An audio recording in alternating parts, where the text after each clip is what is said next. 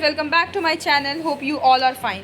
So firstly, I would like to congratulate to all my friends who get scored well in their examination, and all the very best to my lovable friends for your future, and best regards to upcoming students for board, and wish you the best of luck. Hope you can achieve all your targets and goals.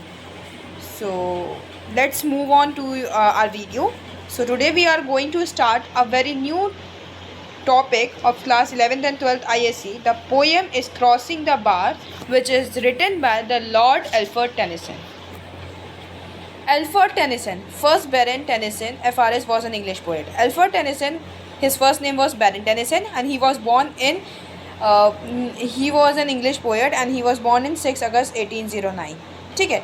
Alfred Tennyson, whose first name was Baron Tennyson, and was an English poet. As you all know, he was an English poet. He was a poet of laureate during much of Queen Victoria's reign. ये जो poet थे उनको काफ़ी महत्वपूर्ण उपलब्धियाँ भी प्राप्त हुई थी क्वीन विक्टोरियाज के रीजन में. In 1829, Tennyson was awarded a Chancellor's Gold Medal at Cambridge for one of his first pieces, Timbuktu. इनको चांसलर्स गोल्ड मेडल से अवार्ड किया गया था कैम्ब्रिज में, क्योंकि इन्होंने फर्स्ट पीस इनके टिम्बक्टू के लिए इनको चांसलर्स गोल्ड मेडल से अवार्ड किया गया था कैम्ब्रिज में.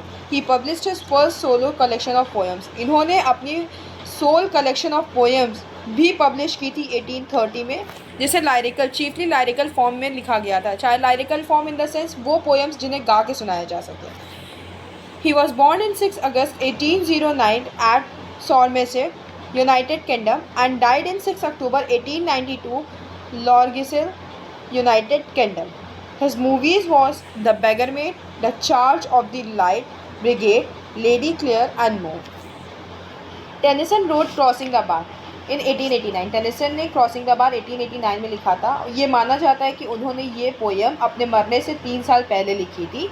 The poem describes the places of accepting attitude towards death. इस पोएम में अल्फ्रेड टेनिसन बताना चाहते हैं कि हमें किस तरह अपनी डेथ को एक्सेप्ट करना चाहिए. देखिए, जो डेथ है इट्स एन हार्श रियलिटी, होना ही होना है. ठीक है, ये हार्श रियलिटी इसलिए कहते हैं कि ये बहुत ही ऐसी मतलब रियलिटी है जो जल्दी लोग एक्सेप्ट नहीं कर पाते हैं. तो यहाँ पे पोएट चाहते हैं कि उसका एटीट्यूड थोड़ा चेंज हो. जब हमें पता है कि ये रियलिटी है तो हम क्यों उसको सैड डिप्रेसिंग डल बना रहे हैं? क्यों? हमको उसके लिए एटीट्यूड चेंज करना है, हमें उसको एक्सेप्ट करना सीखना है. जब ये रियलिटी है, जब ये होना ही है, तो हमें उसको एक्सेप्ट करना भी आना चाहिए. तो यहाँ पे एक तरह से हमारा माइंडसेट चेंज करने की कोशिश करते हैं हमारे पोएट कि डेथ को हमको एक्सेप्ट करना सीखना चाहिए. हमें उसके लिए अपने एटीट्यूड को चेंज करना चाहिए कि अगर जब ये हार्श रियलिटी है तो किस तरह हमें उसे एक्सेप्ट करना आना चाहिए. हमें उसको जब इंसान ये तो है हार्श रियलिटी कि हाँ, if a body comes in the earth they will have to die. ठीक है, वो उसको मरना ही मरना है. तो अगर मरना है तो उसको क्यों उसको इतना सैड डिप्रेसिंग फेयरवेल दे रहे हैं? उनको अच्छा सा फेयरवेल दो कि हाँ वो अगर, क्योंकि ये तो रियलिटी है कि हाँ ये आए हैं. ठीक है, ये तो रियलिटी है कि इस दुनिया में आए तो वो जाएंगे भी. तो हमें क्यों इतना डिप्रेसिंग माहौल क्रिएट करना? हमें उन्हें एक अच्छा फेयरवेल दे करके उन्हें अच्छे से विदा करना है. तो वहाँ पे हमारा माइंडसेट क्रिएट कर रहे हैं, हमारा माइंडसेट चेंज कर रहे हैं और हमको एक एटीट्यूड दे रहे हैं कि हाँ, हाउ टू एक्सेप्ट डेथ. कैसे अपने डेथ को एक्सेप्ट करना चाहिए, कैसे किसी के डेथ को एक्सेप्ट करना चाहिए. Although he followed his work with subsequent poem. उन्होंने बहुत सी पोएम के साथ काम किया, बहुत सी पोएम्स उन्होंने लिखी, बट उनकी रिक्वेस्ट थी कि क्रॉसिंग द बार जो होनी चाहिए उनकी फाइनल पोएम होनी चाहिए. All collection of his work, मतलब उनके वर्क में उनकी जितने भी पोएम्स थे उनकी सारी कलेक्शंस में crossing the bar last poem होनी चाहिए. ठीक है, तो आई होप कि इतना समझ में आया होगा. Let's move towards the explanation of the poem. Sunset and the evening star and one clear call for me, and may there be no morning of the bar when I put out to swim. Sunset and the evening star. यहाँ पे बोला गया sunset हो रहा है और evening star is going to B come. Evening star मतलब evening star आने वाला है, दैट मीन्स सनसेट होने वाला है. ठीक है, सूरज ढलने वाला है और रात के जो तारे होते हैं वो आने वाले हैं. ठीक है, and one clear call for me and may there be no morning of the bar. एक क्लियर कॉल है. देखिए यहाँ पे क्या है कि यहाँ पे बताया गया है कि एक शिप है जो लॉन्ग वॉयज पे जा रहा है एट सनसेट, मतलब सनसेट का समय है, और एक अननोन शिप है जो एक लॉन्ग वॉयज पे जा रहा है, एक बड़ी यात्रा पे जा रहा है अननोन शिप. और कहाँ जा रहा है वो नहीं पता. उसका जो रास्ता है बहुत ही टफ है, बहुत ही अननोन है, वो खुद भी नहीं जानता उसके बारे में, लेकिन वो एक यात्रा पे जा रहा है सनसेट के समय पे। द सन इज डिकेंड्स, जो सन है वो डूब रहा है, और evening star is going to B कम। और इवनिंग स्टार क्या मतलब यहाँ पे कौन से प्लानट को डेडिकेट किया गया है? वीनस को डेडिकेट किया गया है, ठीक है। Rise act like a beacon of, और जो इवनिंग स्टार आ रहे हैं वो इस बात का संकेत दे रहे हैं, इस बात का इशारा दे रहे हैं कि हाँ, it's a beacon of light to manner. जैसे समुद्र में जितने भी मैरिनर्स होते हैं, जितने भी समुद्र में नाव शिप चलाते हैं, ठीक है, उनके लिए एक क्लियर अनाउंसमेंट होता है, एक फॉर्मल अनाउंसमेंट होती है, जिसे बैकेंड से वो अनाउंसमेंट करते हैं। एक लाइट होती है जिससे उनको क्लियर कॉल दी जाती है, एक क्लियर अनाउंसमेंट दी जाती है कि हाँ, the ship is going to sail out for the harbour. तो यहाँ पे जैसे जो वीनस प्लैनेट आने वाला है, जैसे जो इवनिंग स्टार निकल रहा है, ठीक है, जो रात के जो तारे निकल रहे हैं, वो एक तरह से इसकी जो लाइट है वो एक क्लियर कॉल बताई गई है, एक फॉर्मल अनाउंसमेंट बताई गई है, एक इशारा बताया गया है मैरिनर्स के लिए। After formal announcement one clear call, और एक फॉर्मल अनाउंस के बाद एक क्लियर कॉल आएगा, मतलब एक क्लियर कॉल है, एक फॉर्मल अनाउंसमेंट है, क्लियर कॉल है। The ship will sail out for the harbour, की जो शिप है वो सेल होने जा रही है, वो सी में जा रही है हार्बर की, और हार्बर से निकलते हुए सी में एंटर करने जा रही है, ठीक है। Here the journey across the bar is symbolizing the crossing from the harbor of life into the dark unknown sea, and afterlife the clear call is call of impending death। अच्छा, यहाँ पे क्या बताया गया है? यहाँ पे बताया गया, यहाँ पे कंपैरिजन किया गया है कि जिस तरह एक शिप, ठीक है, एक शिप जो है क्रॉस करती है बार, ठीक है, बार क्रॉस करते हुए हार्बर से जाते हुए सी के अंदर जाती है। जैसे कि एक हार्बर का क्रॉसिंग बार क्या होता है, जहाँ पे हम शिप्स को बांध के रखते हैं, देन हार्बर में मतलब वो फिसलते हुए जाती है और सी के अंदर चली जाती है शिप। तो वहाँ पे बताया गया है कि जैसे एक बॉडी भी ऐसी होती है, एक इंसान भी ऐसे डेथ हो जाती है, डेथ के बाद जो आपकी बॉडी तो अलग हो जाती है, डेथ हो जाती है, तो आपकी बॉडी अलग, आत्मा अलग हो जाती है, ठीक है। तो एक आत्मा की भी आफ्टर लाइफ डेथ होती है, क्योंकि बॉडी तो वही रह गई, बट जो आपकी आफ्टर डेथ लाइफ होती है वो शुरू हो जाती है, और वो कौन तय करती है? एक सोल तय करती है, ठीक है। तो यहाँ बताया गया कि एक सोल किस तरह अपने बार क्रॉस करते हुए हार्बर से जाते हुए सी के अंदर जा रही है, और सी कैसा है? अननोन है, डार्क है, उसे नहीं पता कि सी में अभी कौन कौन से स्टेजेस आने वाले हैं। सी मतलब यहाँ पे डेडिकेट किया आफ्टर लाइफ, डेथ लाइफ, ठीक है, आफ्टर डेथ लाइफ मतलब डेथ के बाद वाली ज़िंदगी। सी कैसा होता है? डार्क होता है, डीप होता है, और मतलब उसमें कम से कब कौन से स्टेजेस आते हैं हमें नहीं पता है। तो यहाँ पे वैसे ही बताया गया है कि एक सोल है, वो मतलब इंसान ख़त्म हो गया है, और उसकी जो सोल है सोल है वो जा रही है, बार को क्रॉस कर लिया है, हार्बर से होते हुए वो सी में जा रही है। दैट मीन्स वो एक अननोन वॉइस पे जा रही है, अननोन वे पे जा रही है, और उसको नहीं पता कि रास्ता कैसा होगा, वो कैसा वे होगा, लेकिन वो जा रही है, ठीक है। और वो रास्ता कैसा है? डार्क है, अननोन है, डार्क है एकदम, मतलब उसको नहीं पता, एकदम डार्क है, एकदम अननोन है, कुछ अनअवेयर है उससे, मतलब अननोन है, वो कुछ नहीं जानती है वहाँ पे। लेकिन आफ्टर लाइफ है, तो भाई आपको जैसे बिफोर लाइफ ज़िंदगी हम जीते हैं, बिफोर डेथ हम ज़िंदगी जीते हैं, वैसे ही आफ्टर लाइफ हमारी सोल को जीना पड़ता है, ठीक है। तो हमें क्या होता है कि हमें पता है कि हमारी लाइफ बिफोर डेथ कैसी है, ठीक है। हम अपने लाइफ के कितने फेजेस को क्लियर करते हैं, उसको पार करते हुए जाते हैं, ठीक है। तो यहाँ पे भी वैसे ही बताया गया है कि आफ्टर लाइफ हमारी सोल को तय करना, जैसे डेथ के पहले एक ज़िंदगी है, तो डेथ के बाद भी हमारी एक ज़िंदगी है, हम उसको भी, उस रास्ते को भी तय करते हैं। हम जैसे अब तक अपने मतलब डेथ से पहले भी हम अपनी लाइफ को, स्टेजेस को प्लान करते हुए आ रहे हैं, उसको जीते हुए आ रहे हैं, वैसे ही हमको आगे भी जा कर के अपनी लाइफ की स्टेजेस को अभी और स्टेजेस को पार करने हैं। और यहाँ पे कॉल किसका है? यहाँ पे जो क्लियर कॉल किस चीज़ का है? डेथ की कॉल है, इसको कहते हैं क्लियर कॉल। वो कॉल क्या है? वो डेथ है। The speaker hopes the gentle crossing out of the harbour without any troubles associated with mourning work. देखिए, यहाँ पे चाहते हैं कि जब वो हार्बर मतलब बार से जाए हार्बर की ओर, हार्बर से छूटते हुए सी में जाए। हार्बर क्या है? पहले तो हार्बर समझते हैं। हार्बर मतलब जो सैंड बार को सी से अलग करता है।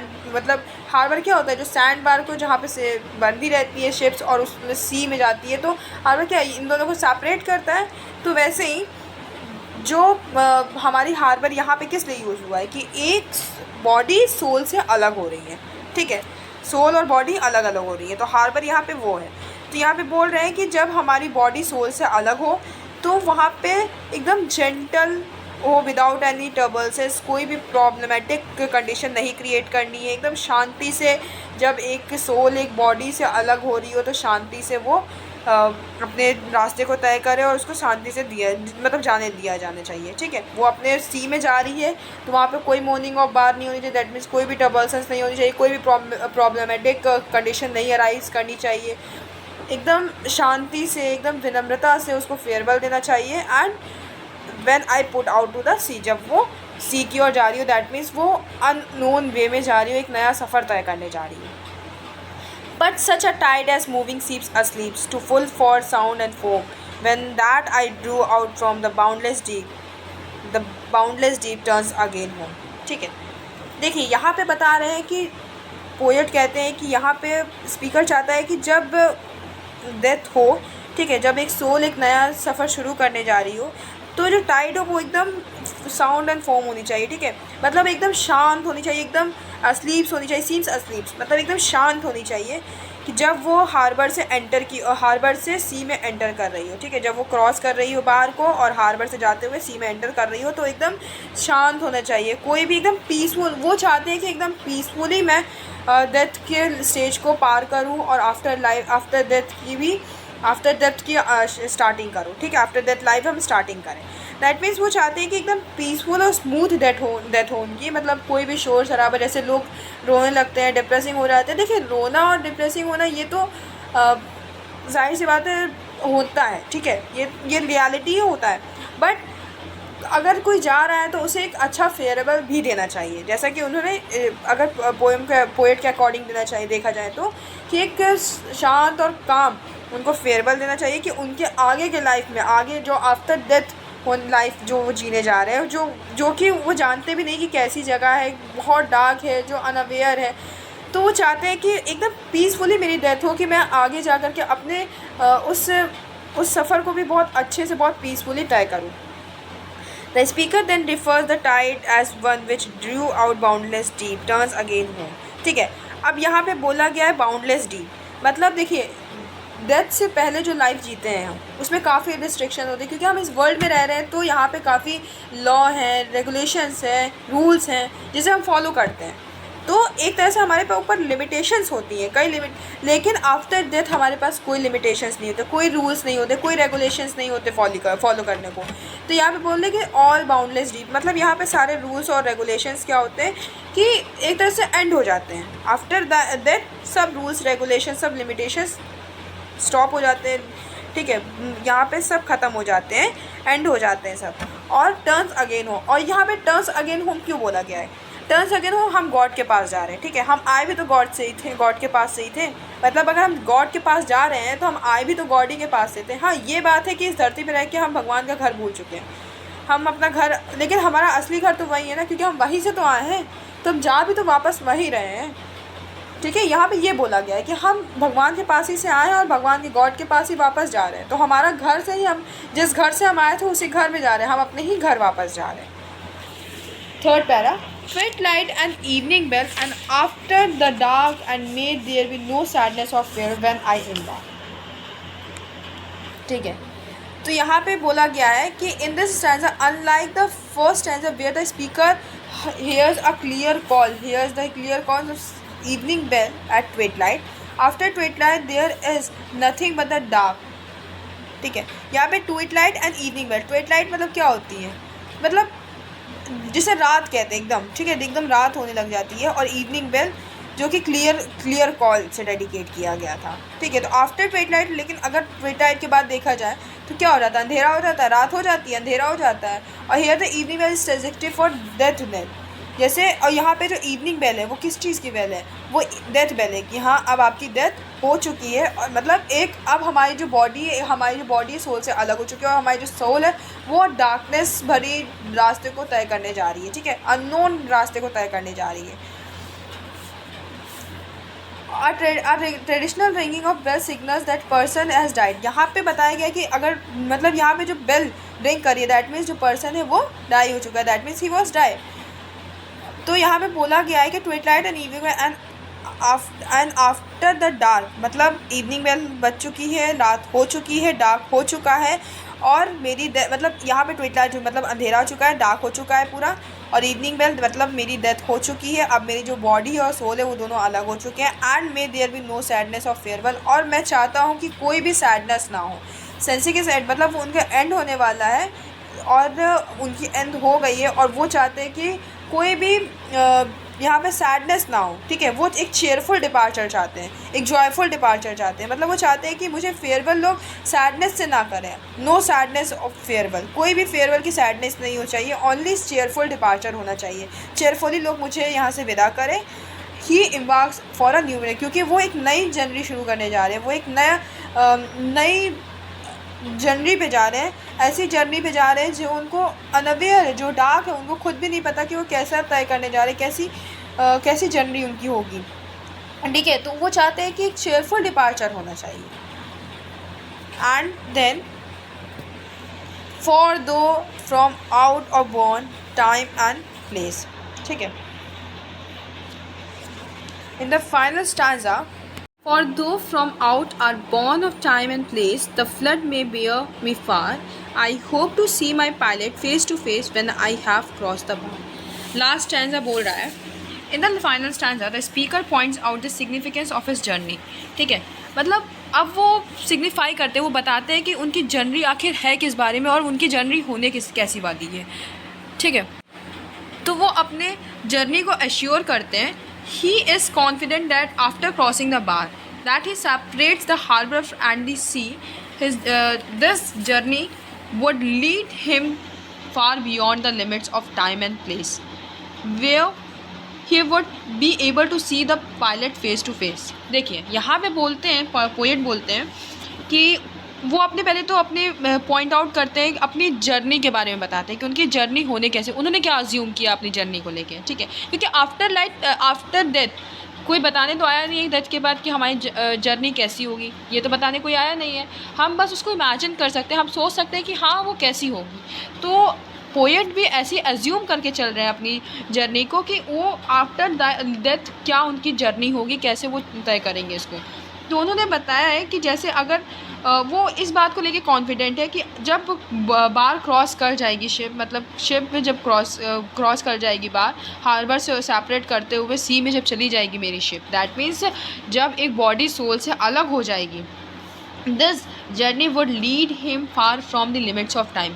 तो ये जो जर्नी है उन्हें टाइम और प्लेस के रिस्ट्रिक्शन से सेपरेट कर देगा, ठीक है। वहाँ पे कोई भी टाइम और प्लेस की रिस्ट्रिक्शंस नहीं होगी।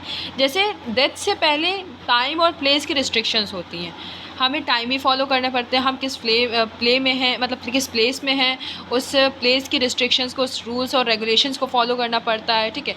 उस लॉ के अंडर में काम करना पड़ता है, उस रेगुलेशन के अंडर में काम करना पड़ता है। बट आफ्टर डेथ, ठीक है, आफ्टर डेथ क्या है कि आफ्टर डेथ हम और we are far beyond all the limit of time and place. हम लोग बहुत दूर हो जाते हैं इन लिमिट से, इस लिमिटेशन से हम लोग बहुत दूर हो जाते हैं, ठीक है। अगर एक बॉडी सोल से अलग हो रही है तो एक बॉडी ही सोल से अलग नहीं हो रही है, उसके सारे रिस्ट्रिक्शंस, उसके सारे लिमिटेशंस सब उससे दूर हो रहे होते हैं एक सोल से। एक सोल एक फ्री होती है, ठीक है। सोल किसी के बंधन में नहीं आती है, ठीक है। तो यहाँ पे वही चीज़ बोली गई है कि एक सोल जो है वो टाइम और प्लेस के लिमिटेशन से बहुत ही फार होती है, बहुत ही बियॉन्ड होती है, मतलब बहुत ही दूर होती है। उस पर कोई भी लिमिटेशंस टाइम या प्लेस का नहीं होता है। Where he would be able to see the pilot face to face, वो जा कर के अपने पायलट को फेस टू फेस मिलेंगे। पायलट कौन है उनके? Pilot means God. पायलट कौन होता है? जो पूरे पायलट कौन होता है? जो पूरे प्लेन को संभाले, ठीक है, यही ना।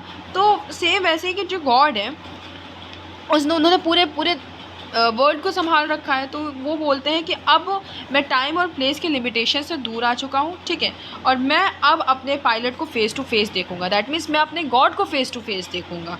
देखिए यहाँ पायलट का जो पी है वो कैपिटल रखा गया है, क्योंकि गॉड का जो जी होता है वो भी कैपिटल रखा जाता है। तो ये जो यहाँ पे पायलट है उन्हें एज अ गॉड एश्योर किया गया है, ठीक है। यहाँ पे जो पायलट वर्ड यूज़ हुआ है वो गॉड के लिए यूज़ हुआ है, उनको एज अ गॉड की तरह शो किया गया है पायलट वर्ड को। But the God in the Joy's of a qualified mariners who steps the ship through the troubled waters in out of the harbor। जैसे एक पायलट कोई भी जब शिप पे कोई भी दिक्कत होती है, ठीक है, जब हार्बर को सेपरेट कर देती है बाहर से, और उसके बाद जब सी में कोई भी दिक्कत होती है, जब शिप सी में होती है, तो क्या, तो हमारा पायलट ही होता है जो हमें गाइड करता है, जो हमें सपोर्ट करता है, जो हमें उस प्रॉब्लम से बाहर निकालता है। तो यहाँ पे हमारा गॉड है, तो वो गॉड से भी वो कर रहा है कि गॉड कि जो उनके रास्ता हो, मतलब जो उनकी जर्नी जो तय करने जा रही है उस शिप में, जो उस सी में जो कि डार्क है, जो अननोन है, वो जानते तक नहीं है, वो उनका अच्छा हो, मतलब वो प्रॉब्लमेटिक ना हो, वो एकदम काम हो, एकदम पीसफुल हो, वो आराम से अपने गॉड से, अपने उन पायलट से फेस टू फेस मिल पाए। Here the speaker hopes to see the pilot after he cross the bar. और यहाँ पे जो पायलट, जो पोएट होते हैं, वो अपने पायलट से मिलने की इच्छा जाहिर करते हैं, कहते हैं कि जब मैं अपने बार को क्रॉस कर लूँगा तो अब मैं अपने पायलट को, दैट मीन्स मैं अपने गॉड को फेस टू फेस मिलूँगा। और टेनिसन खुद भी एक्सप्लेन करते हैं, Tennyson himself has explain by saying that pilot has been abroad और long, identifying him the divine and unseen who is always guiding.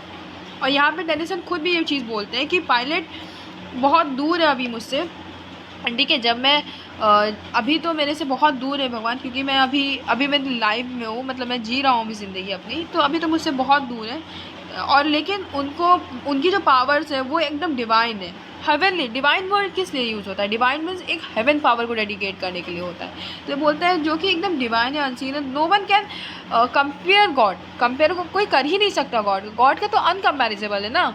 God क्या है? गॉड ने तो, ये तो पूरी वर्ल्ड ही गॉड की है, गॉड ने बनाई है इसको। तो यहाँ पे वो चीज़ बताते हैं टेनिसन कि हमसे अभी तो भगवान बहुत दूर है, लेकिन उनकी जो पावर्स है वो डिवाइन है, अनसीन है, जो कि मुझे हमेशा गाइड करती रहती हैं। वो बताते हैं कि हु इज़ ऑलवेज गाइडिंग अस, जो हम सबको गाइड करते रहते हैं। सो आई होप कि ये पोएम आपको समझ में आई होगी, and if you have any query regarding this poem, so you can comment me, and you also suggest me to what you want to require in the next video, and I hope you all understand the concept. Thank you for watching the video. If you like my channel, just like, share, subscribe my channel, and also drop your comment by which I get to know your feedbacks. So thank you guys, bye.